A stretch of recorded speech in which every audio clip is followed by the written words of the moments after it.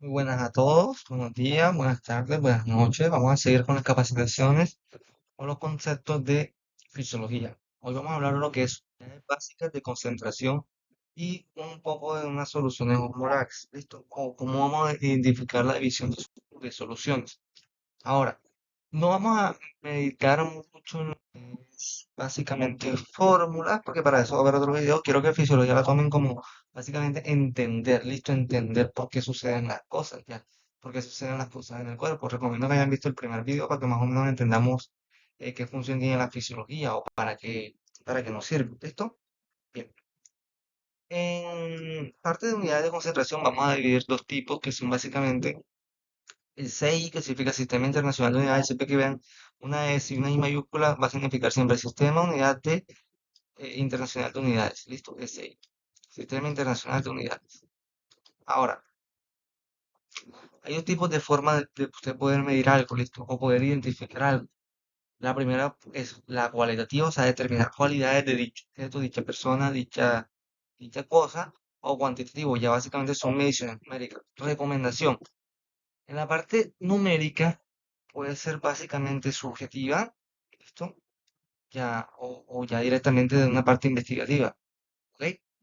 Ejemplo, yo puedo decir, verdad, estaba haciendo ejercicio y creo que me quedé sin el 80% de mi energía. O sea, está diciendo una parte cuantitativa porque está diciendo un número, claro. Pero no es un número que usted mismo haya tenido una evidencia de que sí tiene el 80% de energía o si se gastó el 80% de energía. No aplicó una prueba, no aplicó una prueba de laboratorio tampoco donde que diga directamente los valores reales. ¿Ok? Entonces, en esa parte no podríamos usar como que la cuantitativa, o sea, sí se puede usar, pero yo recomiendo que la usen ya cuando tengan el valor específico. Ejemplo, vamos a una cualidad. Yo digo, mierda, ese man sí es alto con relación a qué. Si yo mido, por ejemplo, 1,60 y alguien mide 1,70, pues yo puedo decir que ese señor es alto. ¿Listo? Ese señor es alto con relación conmigo. Pero si el promedio de mi país son 1,70, yo puedo ahí calcular, mierda, ese señor es alto en comparación conmigo, pero está en la altura normal en comparación con el país. Entonces, ¿qué pasa? Yo puede que sea el que esté más bajo en comparación. ¿Ok? Es depende de buscar siempre una comparación para cuando vayamos a determinar algo, a medir algo, pues hay que compararlo. Entonces, por eso es que siempre que ustedes van a medir algo, es importante tener la parte de la cualidad, la comparación. Por ejemplo, tengo más que o menos que estoy más cerca de o más lejos que. Pues a usted ahora mismo puede estar más cerca del celular. Y un ejemplo. Si su celular está en China, usted dice su celular está lejos. Pero si su celular ahora está en otra ciudad, usted dice, bueno, mi celular sigue estando lejos, pero técnicamente está mucho más cerca de que si estuviera en China. Listo, es como una relación, una comparación. Ahora, yo puedo decir, verdad, hace bastante calor. Listo, hace como bastante calor, una parte de una cualidad bastante alta y alguien que que tenga el termómetro, digamos, sí, porque estamos a 40 y pico grados, listo, ya.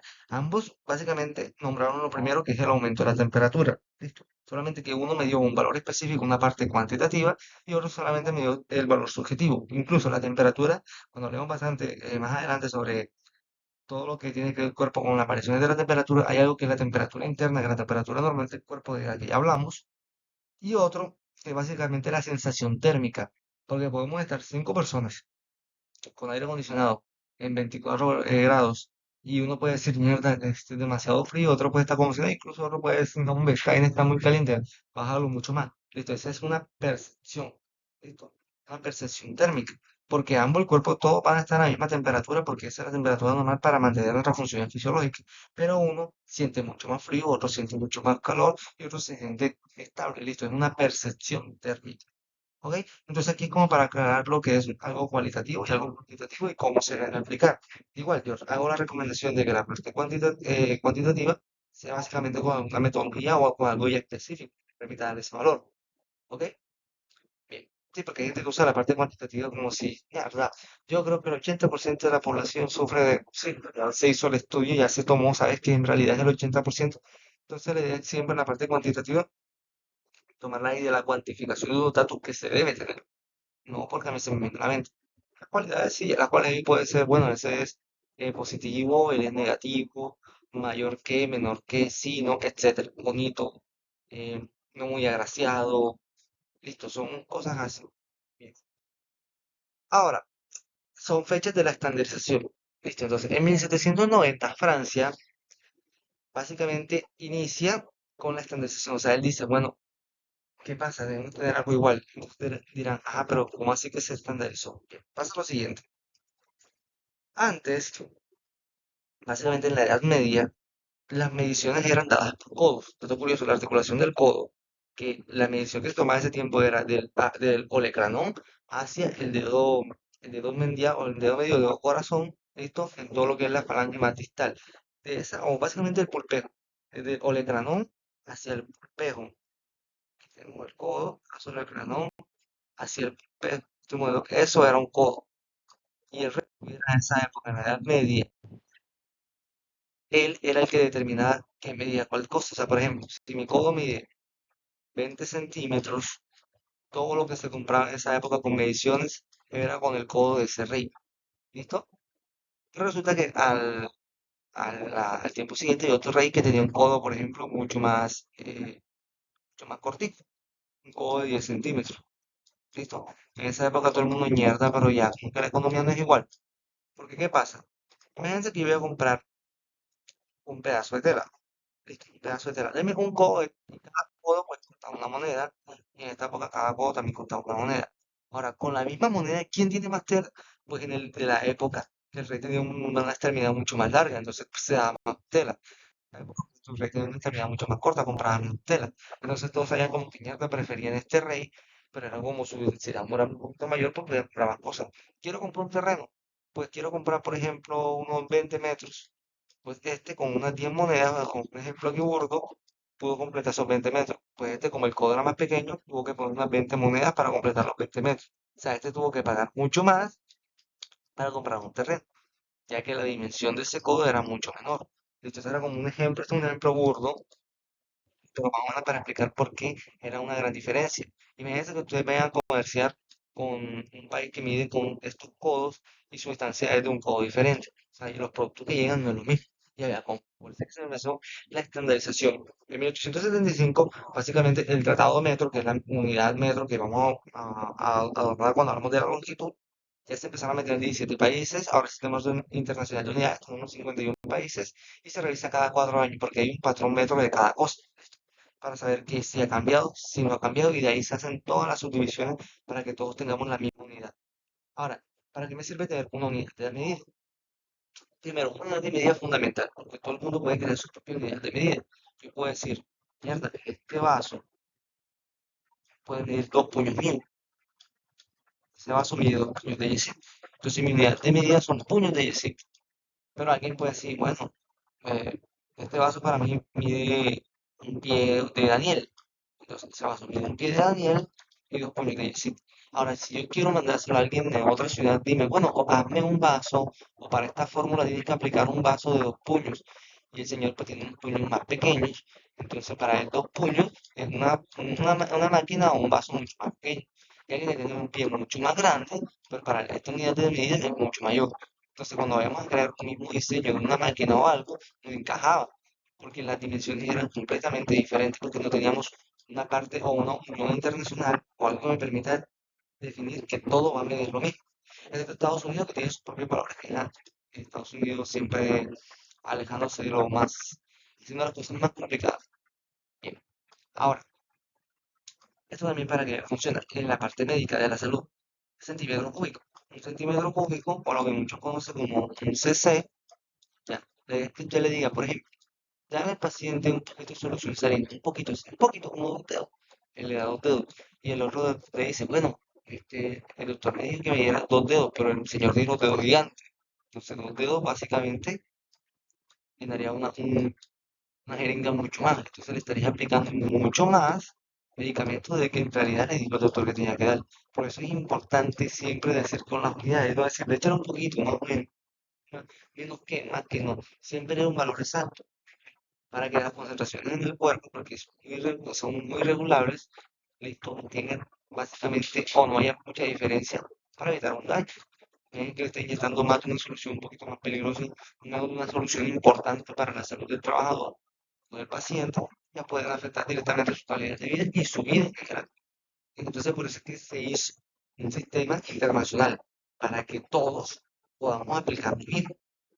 Hay otra cosa que es internacional, que también como dato curioso, por ejemplo, las señales de tránsito o las plantillas que uno ve como de peligro. Ejemplo, usted ve una carabela negra, y usted ya sabe que todo lo que tenga esa carabela negra básicamente es peligroso, pues un veneno, etc.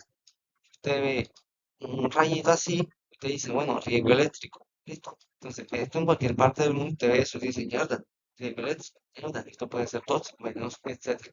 Entonces, así como hay unas plantillas internacionales, hay unas unidades internacionales para que en cualquier parte del mundo donde estemos podamos tener al menos, que no aunque no tengamos el mismo idioma, tenemos una misma plantilla, una misma señalización para poder entendernos entre nosotros.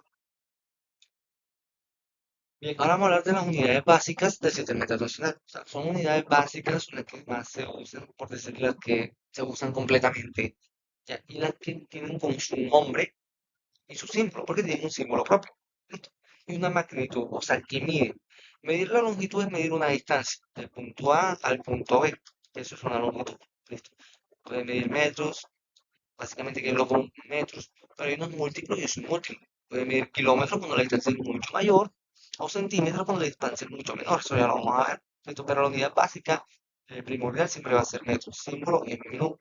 Entonces tenemos longitud igual a metros. Masa. Masa básicamente es el volumen de algo. El volumen básicamente lo podemos interpretar como la masa, lo cual tiene un peso. Ese peso tiene un valor de kilogramo. ¿Listo? Entonces, cuando hablamos de masa, vamos a hablar de kilogramos. ¿Ok? Ahora, con relación a los volúmenes, también tienen una medición en litro. Pero ya que un litro es igual a un kilogramo, por eso es que la conversión, aunque el litro no sea el sistema internacional de unidades, es lo más útil en la área de la salud porque ya que hay una relación de uno por uno entre litro y kilogramo, pues en toda la mayoría de fórmulas siempre va a ser kilogramos por litro. O sea, si algo tiene un litro, ya sabemos que eso que tiene un litro va a ser igual a un kilogramo. ¿Listo? Por la relación que tiene de uno a uno el agua con la medición de kilogramos. ¿Listo? Un litro de agua pesa un kilo. Ya. Entonces, por ejemplo, un litro de miel, pues, la miel es un poquito más densa, entonces va a pesar un poquito más. Pero siempre mediciones con agua. ¿Listo? Un litro de agua pesa un kilo. Ahora, el alcohol pesa un poquito más. Bueno, el tiempo se va a determinar en segundos. ¿Listo? Segundos, no en minutos ni en horas. Vamos a aplicar segundos, que es la fórmula de aceleración o velocidad, metros sobre segundo y aceleración metros sobre segundo al cuadrado. ¿Listo? Siempre vamos a aplicar en segundos. Intensidad de corriente eléctrica, amperio. ¿Cuántos amperios puede soportar mi cargador? ¿De cuántos amperios es esa batería? Listo, amperio. Temperatura termodinámica. No usamos grados centígrados. ¿Listo? Perdón, no usamos grados Celsius. ¿Listo? Usamos grados Kelvin. ¿Ok? Vamos a usar más Celsius como tal en parte médica, parte de la salud. ¿Listo? Pero los Kelvin solamente vamos a usar en fórmulas ya química directamente, por una relevancia que tiene entre ellos. Bueno, cantidad de sustancia. Esto sí lo subrayé porque esto lo vamos a usar bastante, que es mol. Listo. El nombre mol y el símbolo básicamente es mol. Cantidad de sustancia. O sea, cuántas de esas personitas hay en un líquido. Por ejemplo, yo tengo una bolsa de 10 personas y la echo en el agua, significa que esas 10 personas son la cantidad de personas que están en el líquido que representan el mol. Si yo tengo otro líquido pero con 5 personas, igual esas 5 personas van a representar el mol.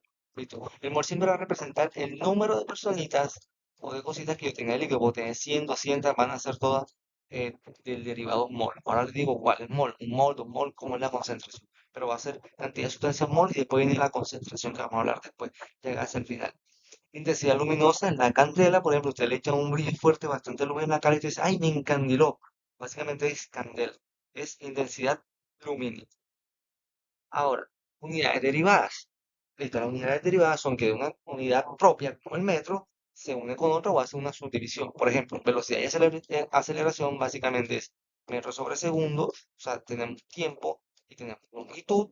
Acá a la aceleración es metro sobre segundo, el aumento del tiempo. Entonces tenemos solamente velocidad, que es una unidad derivada, se une con la longitud para tener metro por segundo, que es velocidad, y la aceleración metro por segundo al cuadrado. Esto lo vamos a aplicar en fórmulas biomecánicas más adelante. Vamos a ahondar mucho como para que tengan conocimiento de cuáles son las unidades, para que sepan cuáles son.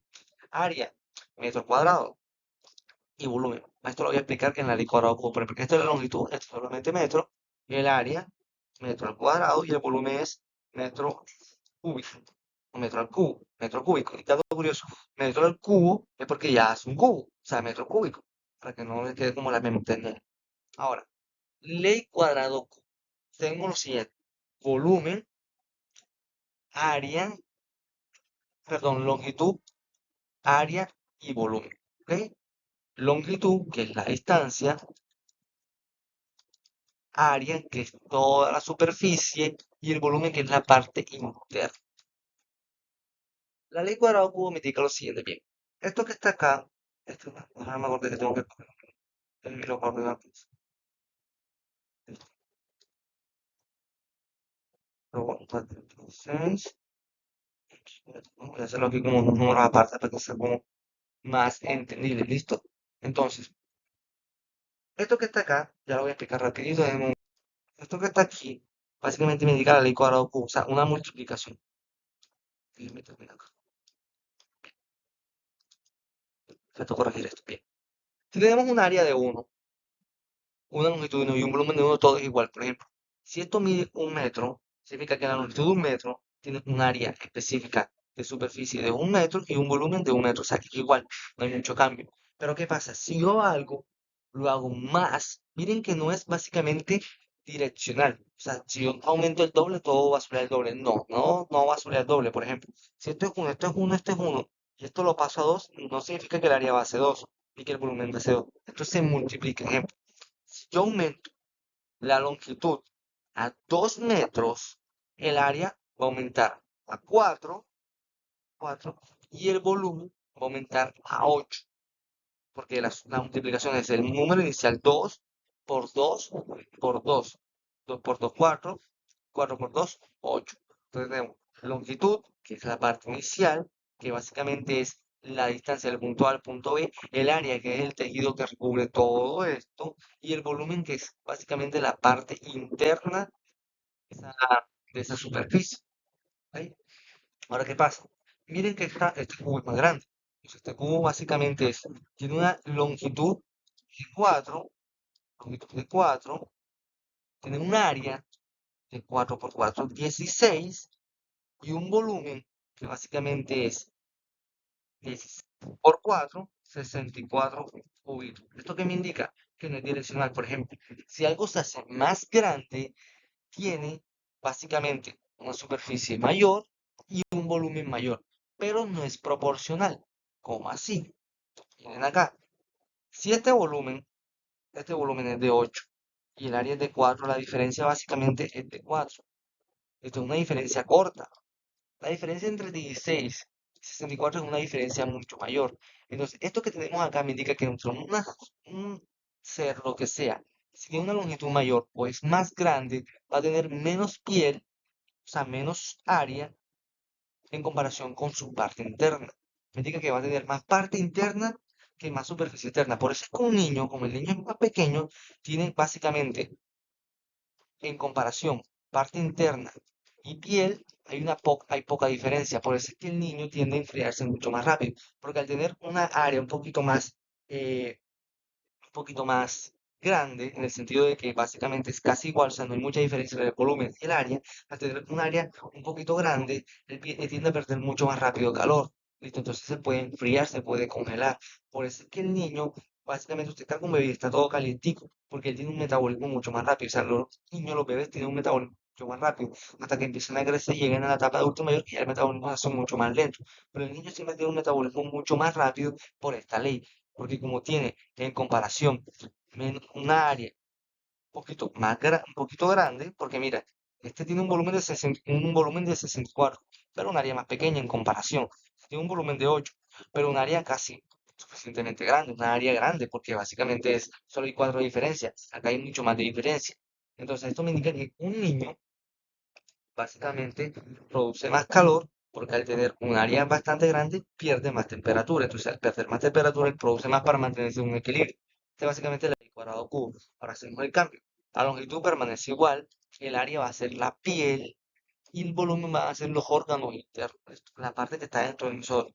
Entonces, si yo aumento la longitud, voy a multiplicar el área, que va a ser un área un poquito más grande, pero si a ser muchísimo más grande, la diferencia entre el área y el volumen va a ser bestial, o sea, va a tener mucho más órganos internos que superficie para poder dispersar todo ese calor. Entonces se puede quemar por dentro. Por eso que los animales grandes tienen un metabolismo mucho más lento. ¿Para qué? Para no derretirse por dentro. Y aquí está el ejemplo. Ley cuadrado cubo. Un elefante es mucho más grande, por ende tiene más parte interna, tiene más órganos internos que superficie para tener pérdida de calor. Un ratoncito pues tiene bastante órganos internos, pero básicamente la piel es también suficientemente grande para poder dispersar ese calor. Por eso es que el ratoncito produce calor a cada rato. ¿Listo? Para mantener una temperatura. Por eso es que los animales chiquiticos, algunos animales chiquiticos como los roedores, tienden a vivir mucho menos. Viven mucho menos básicamente porque tienen un metabolismo mucho más alto. Los elefantes, animales grandes, viven mucho más tiempo porque tienen un metabolismo lento. Significa que todos los animales grandes o pequeños no. Los animales que tengan un metabolismo más lento tienden a vivir un poquito más que los que tienen un metabolismo mucho más rápido.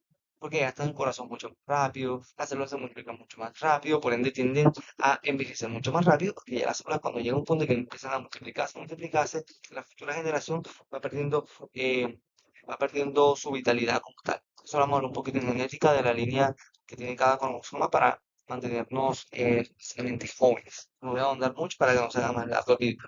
Pero básicamente es esto. Que al tener muchos órganos internos, básicamente tendería a producir mucho calor. Pero ese bastante calor que voy a producir, este mucho calor que voy a producir en una poca superficie me va a tender a asar internamente. Por eso es que los elefantes son animales grandes, tienen un metabolismo mucho más lento para mantener una temperatura constante. ¿Qué hacemos si un elefante lo pasamos del tamaño de un ratón? Este elefante va a morir de frío, porque ahora su longitud disminuyó, entonces va a tener órganos, bastantes órganos, pero la piel va a ser casi del mismo tamaño que el volumen. Entonces por eso van a perder bastante temperatura y como tiene un metabolismo lento, pues no van a soportar básicamente perder toda esa temperatura. Entonces puede que mueran congelados.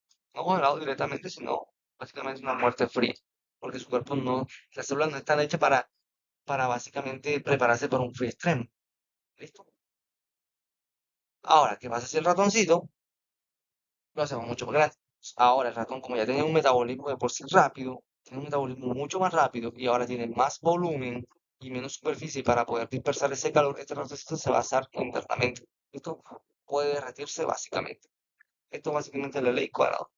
Un determinante para la vida. El tamaño es uno de los determinantes más importantes para la vida. Hay muchas cosas. Básicamente, si ambos caen, pues puede que el elefante pues, se haga más daño. Pues al tener un volumen más grande, pues no va a tener mucha resistencia al aire. O sea, va a romper la resistencia al aire. Un volumen más pequeño, pues el aire va a darle un poquito más de resistencia. ¿Listo? Entonces, ya sabemos que el tamaño es básicamente un valor fundamental para la vida. Entonces, el tamaño aquí sí importa en esta parte. Bien, unidades básicas con símbolo propio. ¿Cuáles son las unidades básicas con símbolo propio? Vamos a anomenclarlas, no vamos a ir para que se les haga conocimiento. Pueden tomarle captura de este cuadro, les puede servir para estudiar. Tenemos frecuencia, que significa hertz. ¿Qué es una frecuencia? Es todo lo que pase en un segundo. Ejemplo, mi corazón late 120 veces por minuto. ¿Cuántas veces late en un segundo? Dos. Significa que mi corazón tiene 2 hercios. ¿Listo? O sea, que cada segundo está latiendo 2 veces. Si yo digo, el corazón está en un hercio, ustedes pueden decir, mierda, una vez por minuto me indica que tengo una frecuencia de 60 latidos por minuto. ¿Listo? De un hercio. Más valores como 1.5, 0 punto y pico, listo. Para variar mucho, bastante, para variar cuánto es la frecuencia. Fuerza, Newton. Listo, la fuerza siempre en biomecánica la vamos a medir en Newton. Presión, en pascal. La presión hidrostática, todo se va a medir en pascal. El trabajo se va a medir en joules, la potencia en watts, cantidad de carga eléctrica, los coulombs, C mayúscula, frecuencia electromotriz, los voltios, no sé cuántos voltios hasta cuántos voltios, capacitancia es el paradio y resistencia eléctrica y conductancia eléctrica. Hoy solo porque son fundamentales también en lo que vamos a ver de conductancia eléctrica del sistema nervioso. Miren, conductancia eléctrica, vamos a hacer este color verdecito. Ustedes tienen dos carreteras y tienen bastantes carros. ¿Listo? Si yo tengo una conductancia alta, significa que los carros van a pasar con mayor facilidad. Ahora, si yo tengo una resistencia eléctrica, significa que yo coloco varios retenes. Estos retenes hacen que los carros pasen mucho más lento. Entonces, si yo tengo bastante resistencia eléctrica, voy a tener poca conductancia eléctrica. Ahora, si yo tengo poca resistencia eléctrica, la carretera queda libre y voy a tener mayor conductancia eléctrica. ¿Listo? Ya sería esto. Y temperatura en Celsius básicamente son grados Celsius, que básicamente un grado Celsius es igual a menos de 273,15 a eso no, hay 1,13 unidades frecuentes, pero no son del sistema internacional. Unidades que se usan, por ejemplo, el minuto, hora, día, grado, la comilla superior de minuto, la doble comilla que básicamente sería los segundos, el litro que si lo usamos, ya lo expliqué por qué, y tonelada básicamente. Ahora, múltiplos y submúltiplos. Esto lo voy a explicar, repito. Un múltiplo significa algo que se multiplica, o sea, se va hacia adelante, o sea, el número se hace mucho más grande. Un submúltiplo es un número que se va a la parte de negativo, o sea, números menos, ¿listo? O números más pequeños, ¿ok? Este es el sentido múltiplo y submúltiplo. Ahora, mover el punto de derecha a izquierda, esto mucho se confunde, pero voy a explicar súper básico y no vamos a redondar mucho. Tenemos un cero, un uno, un 2, un 3 y un 4 y hasta 5 vamos a poner. Acá menos uno, ya saben que es menos 2, menos 3, menos 4 y menos 5. Listo. Si yo les digo, voy a hacer pregunta A, esta es una pregunta, esta es una pregunta, esta es otra pregunta y esta es otra pregunta. Ahí lo volvemos a demorar.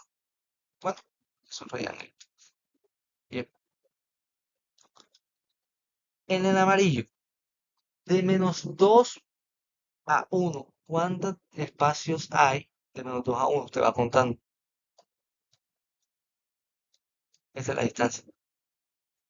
De menos 4 a 3, ¿cuál es la distancia? Usted puede decir, ya sería a menos 4 a 3 menos uno. No, no puede hacer eso, porque es la distancia, o sea, ¿cuántos puntos hay de diferencia?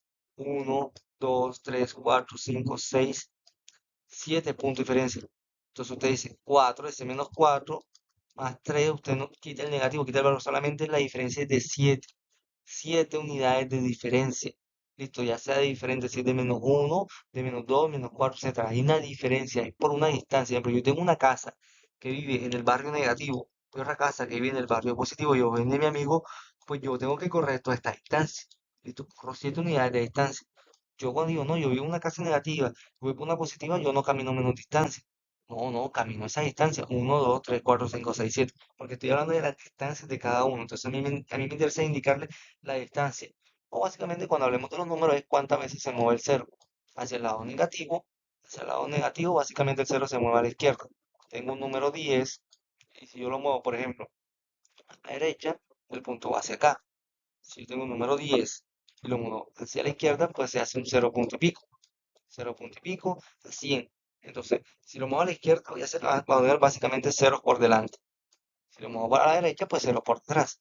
Entonces, cero por delante sería 0, perdón, un 0,01 y cero por delante, por detrás sería un 100. Básicamente sería eso. Ahora, de 1 a 4, básicamente la diferencia son 2. Listo, 1, 2, 3, 4. Listo. Yo metí los del medio, pero básicamente son 2. 1, la diferencia de acá al 4, tenemos 1, 2, 3, 4. 4 puntos de diferencia. ¿Listo? De 1 a 5 también marco los puntos de diferencia. O sea, dependiendo de dónde estoy, me interesa definir la distancia. ¿Ok? Solamente la distancia. No es que voy a restarlo porque un número negativo y otro positivo. No. Solamente la distancia. Ahora, ¿cómo yo hago la interpretación? Si yo tengo un billete de 10.000 y tengo 10 monedas de 1.000, básicamente es el mismo valor. Es el mismo valor. Ahora, ¿qué pasa? Si yo pongo un número grande, por ejemplo, un kilogramo, que es un billete de 10.000, quiero pasar a gramos, significa que como yo tengo un billete más grande y lo paso a monedas más chiquitas, voy a tener más monedas. Se va a tener un número más grande. Sí. Y un número mayor o un número menor, tengo más cantidad. Más cantidad de monedas. Tengo varias. Si solamente tengo un billete, aquí tengo varias monedas. Porque un kilogramo lo paso a gramos, pues tengo un 1.000 gramos. Ahora, si hago lo contrario, todo este poco de monedas las cambio por un billete, voy básicamente de menor a mayor, el número se hace más pequeño. ¿Ok? Entonces, por ejemplo, tengo 2.000 monedas o 2.000 gramos y lo quiero pasar a un número mayor, básicamente serían 2 kilogramos. ¿Listo? O sea, un billete de, por ejemplo, de 2.000 moneditas a un billete solamente de 2. O sea, cuando hay una diferencia de menor a mayor, el número se hace más pequeño. Pero cuando es de mayor a menor, que es un billete grande a monedas, pues tengo más de ese número. O sea, el número debe ser más grande. Ahora, esto sería volumen y área. Como hablamos de la ley cuadrado cubo, básicamente se multiplica por el inicial. Ejemplo, hablamos ahora de de kilómetro. Bien, entonces tenemos acá uno, tenemos el milímetro. Entonces, esto que ven acá, como es la parte de un número pequeño, está en la parte negativa, tenemos lo que es área, volumen y la longitud. Un milímetro de longitud, si yo quiero sacar el área, pues sería 3 multiplicado por 3, 3 por 3, 6, y 6 por 3, 9, multiplicado por el mismo número. Igual, acá, esto, 3. Aquí, pero ¿dónde está? Este está mal copiado, eso lo tengo que volver a cambiar, esto lo voy a modificar ahora. Pero igual, la idea es que se siga multiplicando, aquí está así, qué pena. 3 por 3, 6, y 3. Y 6 por 3 me da 9, que básicamente es el volumen, milímetro al cubo, kilómetro al cuadrado, y el kilómetro sobre octómetro, y así. Cada uno ustedes lo pueden pasar al cubo, al cuadrado, como quieran. Es para que si tienen un número muy grande, pues lo pasen al cuadrado, lo pasen o para hacer una reducción al número y que puedan hacer diferentes tipos de columnas. Ahora sí vamos a hablar de las unidades de concentración. Bien, las unidades de concentración, básicamente vamos a definir. La concentración es la cantidad de soluto por unidad de solvente. Y aquí empezamos como que, mierda, soluto, solvente, bien. Primero vamos a definir el solvente. Esta es la fórmula. Cantidad de soluto. Usted pone, por ejemplo, 5 de cantidad de soluto por un litro, por siempre va a ser por litro. Por 0,5 litros ya saben que es medio litro. Entonces podemos colocar entonces 500 mililitros. Pero como la fórmula me pide todo en litros, 500 mililitros lo tengo que pasar a litro. O sea, número, básicamente, un poco de monedas a un billete. Y un billete de 0,5 porque es la mitad. Si pongo 1000 mililitros, muchas monedas, este color casi no se ve. Si yo pongo 1000 mililitros, un número menor, y lo quiero pasar a la fórmula que me pide litro, básicamente, como va a un número mayor, ya uno mueve el punto. Esto es el punto decimal. Lo vamos viendo. Un número menor, que son bastantes cantidades, lo voy pasando hacia donde tenga menor cantidad. Sería un litro. Esto lo voy a explicar después en fórmulas un poquito específicas matemáticas, pero ya nos queda rato que 1000 mililitros es igual a un litro. Y ya. Esto es lo que nos va a interesar. Porque la fórmula va a aparecer, hay una solución de 500 mililitros y tiene que hacer la fórmula, ya voy a pasar a litro. Bueno, ya sé que es la mitad, 0,5. ¿Listo? Pueden aplicar una regla de 3. La regla de 3 es lo más sencillo. Colocan el valor que ya tienen. ¿Listo? El valor que ya tienen, por ejemplo, si yo sé que un litro es igual a 1000 mililitros, perdón, a 1000 mililitros,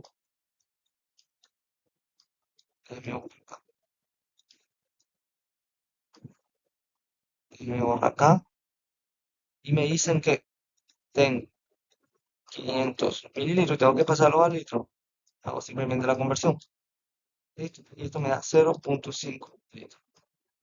Este multiplico el usado, divido el lateral, este por este y este. Esta es la fórmula. Regla de tres lo vamos a explicar después con mayor fácil. Bien, ahora, me interesa lo siguiente. Tenemos la concentración que básicamente es molar. Siempre que hablemos de concentración va a ser una M mayúscula, concentración molar. 1 molar es básicamente una cantidad de 1 mol por un litro. Igual, 1 molar, 1 molar es igual a 1 mol de la sustancia que sea por un litro. Ahora vamos a ver qué es un mol, porque pues, ¿qué es un mol? Ahora, este ejemplo de acá. Primero, si usted tiene un sobrecito de cualquier jugo, que básicamente es el soluto, o sea, lo que yo voy a disolver, yo tengo un litro de agua, que es el solvente. Si yo, por ejemplo, echo más cantidad de soluto, o sea, echo 2 bolsitas de purizadas, pues yo saco un vaso y el jugo va a quedar un poquito más puro, voy a tener más moléculas. Pero ahora, si yo le meto no una bolsita, ni 2 bolsitas, sino media bolsita, yo saco el vaso se va a hacer más clarito porque va a tener menos moléculas, entonces va a ser un poquito más simple. Entonces, la cantidad de soluto va en relación al tipo de concentración. Si yo echo 3 bolsitas desaborizadas a un litro de agua, pues va a estar mucho más puro. Si yo le echo solamente una cucharada desaborizada a ese litro de agua, pues va a quedar básicamente pálido el líquido. O sea, lo voy a tomar y no voy a sentir casi el sabor de la saborizada. Entonces, básicamente la relación es que el soluto, entre yo más soluto tenga, voy a poder modificar la concentración de ese líquido. El soluto básicamente vamos a hablar de lo que es el mol, que es la cantidad de sustancia, varía dependiendo de la sustancia, los equivalentes que son la cantidad de cargas eléctricas, listo, cargas eléctricas, vamos a hablar cuáles son las cargas eléctricas, y los osmoles, que básicamente son el número de partículas libres en la solución. La partícula puede estar unida, pero cuando echa en la solución, pues se disocia. Estamos acá. El número de Avogadro, básicamente ese número es 6.023 por 10 a la 23 partículas de lo que sea. Y te dirán, no entiendo nada. Claro, porque es que es difícil de comprender este tema cuando te da un número así de grande. Pero miren el ejemplo. ¿Qué pasó?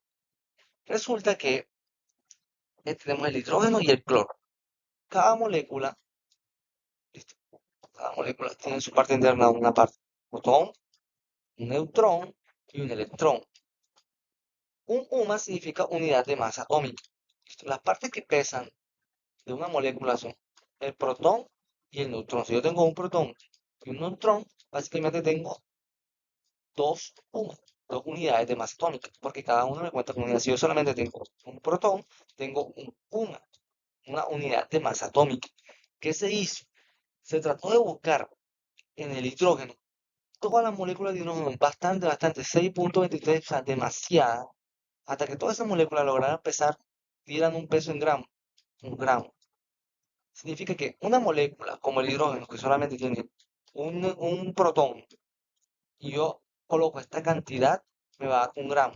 Un mol significa que no importa qué molécula coloques, pero que coloques la misma cantidad de moléculas y te den un peso, ese va a ser el equivalente. Te dirán, ¿cómo así? Vamos con números pequeños para que sea más entendible. Si yo tengo, por ejemplo, 10, 10 y 10. 10 de oxígeno, 10 de hidrógeno y 10 de cloro.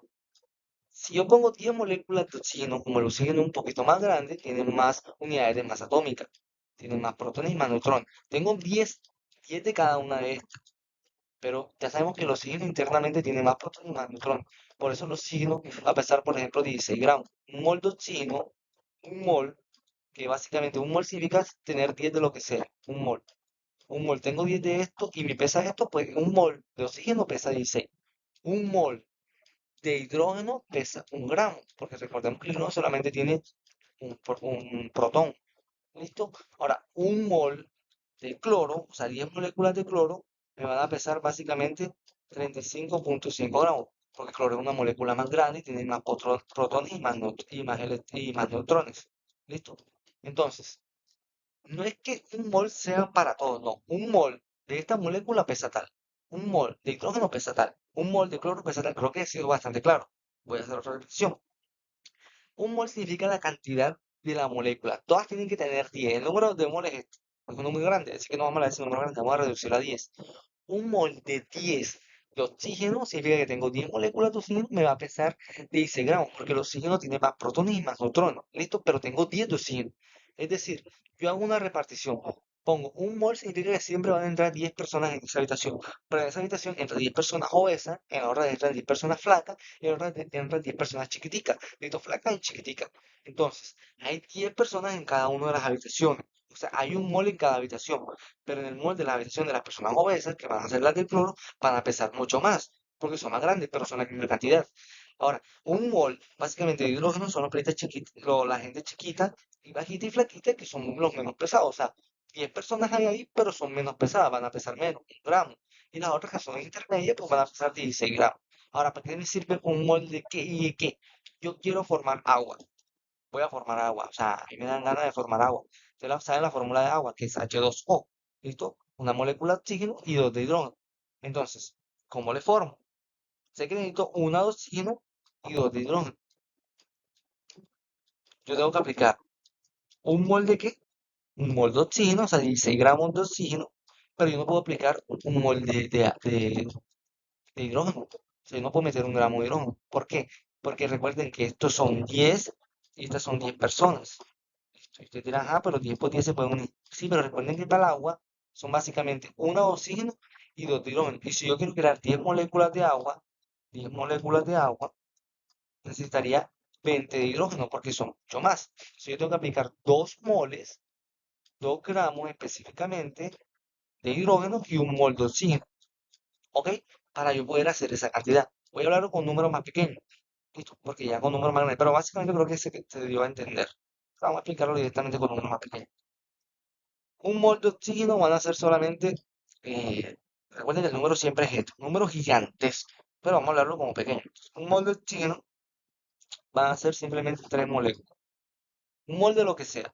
Un mol de hidrógeno, pues son 3 moléculas. Recuerden que el oxígeno pesa 16 gramos y el hidrógeno pesa 1 gramo. Si yo quiero hacer agua, yo no puedo meter 16 gramos y 1 gramo. Tengo un mol de cada uno, sí, un mol de esto y un mol de esto. Pero si yo hago esa mezcla, significa que el oxígeno solamente va a formar una sola de H2O y el otro va a quedar suelto porque tengo 3 moléculas de oxígeno que no tienen para unirse, porque el hidrógeno ya se pegó aquí, porque tengo 3. Pero yo tengo que aplicar entonces otro mol de hidrógeno para tener otras 3 más y esas otras 3 se peguen en las otras 2 moléculas del agua y poder tener agua, una concentración de agua en equilibrio. Entonces, 2 moles de agua por una oxígeno. Ese es para tener una concentración. ¿Listo? Entonces ya espero que quede claro. Si ustedes van a crear cualquier material, tienen que tener un mol, que es el peso de eso, ¿listo? Más el otro mol de lo que van a hacer. Si la molécula tiene 2 moléculas de hidrógeno o 3 moléculas de hidrógeno, ustedes tienen que aplicar más mol, porque es mayor cantidad de hidrógeno. Esto es lo mismo, la concentración básicamente es 1 molar, es básicamente 1 por litro. Ejemplo, yo tengo un jugo de 1 litro, perdón, un líquido de 1 litro y un jugo de 1 mol, la concentración va a ser igual. Por ejemplo, básicamente, entre 1 litro, 1 entre 1 me va a dar una concentración igual. El jugo va a estar perfecto. Ahora, si yo tengo 0,5 litros, un mol entre 0,5 me va a dar 2 molar, una concentración mayor, como así te dirás, como una concentración mayor, claro, tengo menos agua, las moléculas van a estar más concentradas, el jugo va a estar mucho más puro. Ahora, si yo tengo 2 litros de agua y la misma bolsita saborizada, un mol, acá tenemos 1 litro, perdón, 2 litros entre un mol. 1 entre 2 me va a dar 0,5, o sea, menor concentración. El jugo, las moléculas van a estar más separadas, va a estar mucho más simple. Al yo sacar vasos, pues todo el mundo va a tomar, porque todo el mundo va a tomar de la misma concentración. ¿Para qué me sirve la concentración? La concentración me indica que no importa si yo saco una cucharadita de algo, lo que sea, voy a tomar lo mismo. Todo el mundo va a tomar lo mismo, porque todos tienen la misma concentración. Todos toman un vaso de aquí, un vaso de aquí, un vaso de acá, todos van a tomar la misma concentración. Ahora, el ejemplo de unidad de masa atómica básicamente es esto, que se mide por las cargas internas de, de dicho material. Ahora, vamos a hablar de la tabla de moles. Cada átomo básicamente tiene su propio peso por la cantidad de protones y neutrones que tiene. El hidrógeno número 1 en la tabla periódica básicamente solamente tiene un protón. ¿Listo? Pues mucho menos pesado. Acá el carbono tiene 6 protones y 6 no puede variar porque hay unos isótopos. Pero entonces eso me da la suma de 12. Entonces 12 UMA se traduce a 12 gramos. Una fórmula más compleja, pero vamos a dejarla así. 12 gramos. Si el oxígeno pesa 16, pesa 23, una molécula más compleja. El cloro es mucho más complejo. El potasio, el calcio, una molécula gigante. Esto es un átomo gigante, un átomo grande, o sea, el calcio es un átomo enorme y eso lo vamos a aplicar porque el tamaño del calcio es fundamental para mantener algunas regulaciones en las células, ¿listo? O puede a las patologías que me dan por demasiado calcio o menos potasio, y esto es por el tamaño, básicamente, ¿listo? El potasio pues también es bastante pesadito, pero el calcio básicamente es un poquito más grande, tiene una importancia. Ahora, yo hago una tabla, vamos a mezclar, yo hago agua. ¿Cuánto me pesa el agua? Si sé que tengo 2 moles de hidrógeno y cada mol pesa 1 gramo, ya que sumo 2 gramos. 2 gramos y el oxígeno tiene 16 gramos, 2 más 16 me da 18 gramos. O sea, esto es una molécula completamente aparte. Y dato curioso, el hidrógeno no puede hacer lo que hace el agua y el oxígeno no puede hacer lo que hace el agua. O sea, al usted formar agua, es un átomo completamente diferente. Un átomo con unas funcionalidades especiales, ya que por separado no lo puede hacer ni el hidrógeno ni el oxígeno. O sea, esto es algo increíble, ¿no? Generas algo nuevo, una alquimia, la alquimia del universo. Básicamente, crear un átomo nuevo, una molécula nueva, va a tener funciones completamente diferentes a las que tenían sus progenitores. Por ejemplo, tu papá y tu mamá, pues tu papá era un artista y tu mamá era, no sé, escritora, pues tú uniste las dos cosas y creaste algo totalmente diferente.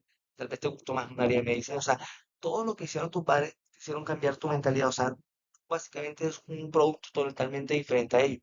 Padre que dice, ay, él no es idéntico a mí, tampoco es idéntico a él, ¿qué habrá pasado? Porque es un ser totalmente diferente. Siempre que dos cosas se unen, dos hechos se unen, generan siempre un ser totalmente diferente.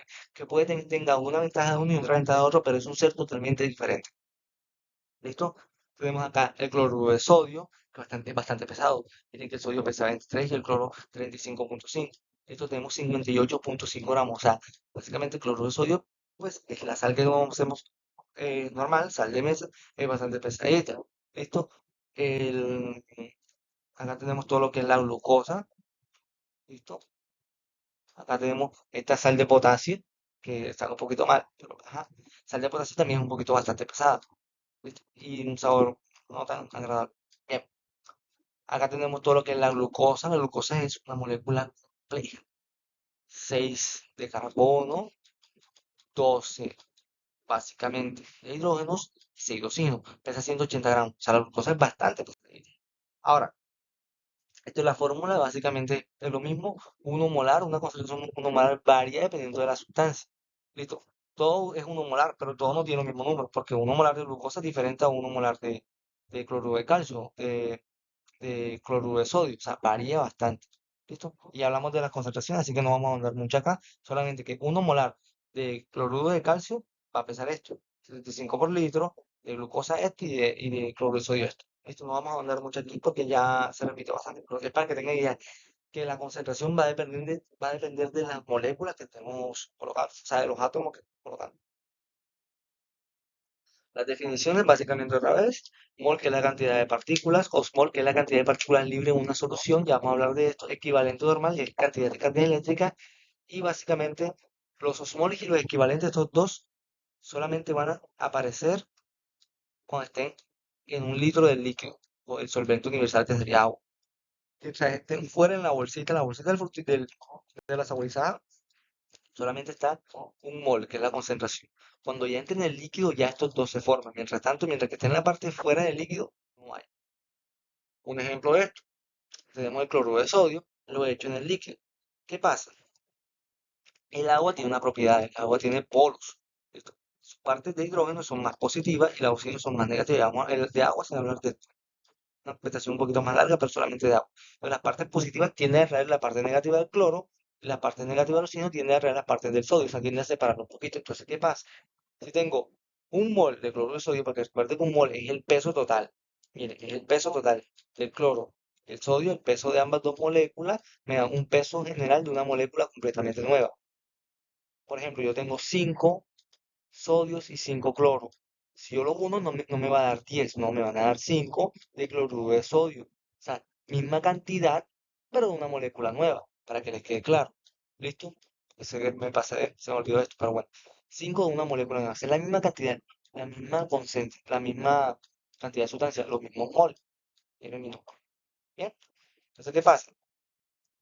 Si yo los entro en el líquido, el agua va a tener esta propiedad y va a dividir los moléculas, que es cantidad de partículas libres. ¿Cuántas cantidad de partículas libres va a haber? Dos.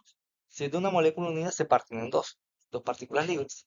Listo. Y el equivalente es dos cargas eléctricas, una positiva y una negativa. Ya. ¿Listo? Un catión y un anión. Listo. Acá, una molécula más grande. Tenemos acá el cloruro de calcio. ¿Por qué hay dos cloros? Porque es que el calcio tiene dos cargas eléctricas. El calcio es más electropositivo. ¿Listo? Y entonces tiene que unirse, entonces, como hay dos cargas eléctricas positivas, tiene que tener dos cloros unidos. ¿Qué va a pasar? Igual, cuando entre en el líquido, por la parte por su polaridad, va a separar las partes negativas y las partes positivas.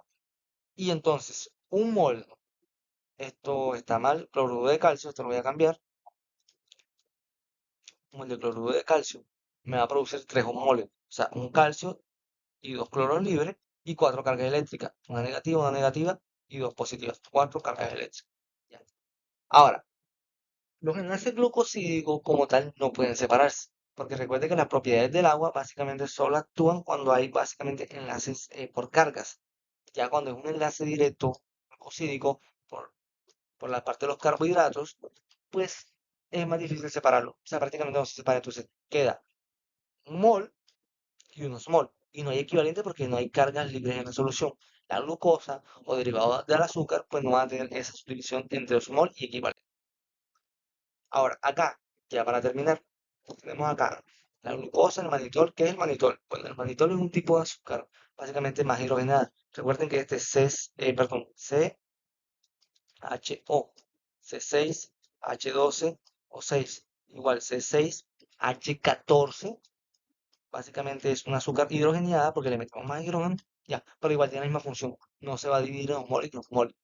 El cloruro de calcio tenemos un calcio, dos cloros, así que en su división de un mole, cuando entre un líquido va a ser una molécula de calcio, dos moléculas de cloro, y para que haya una corriente, cada cloro es negativo. Si yo sé que cada cloro es negativo, para que sea una debe haber dos cosas positivas.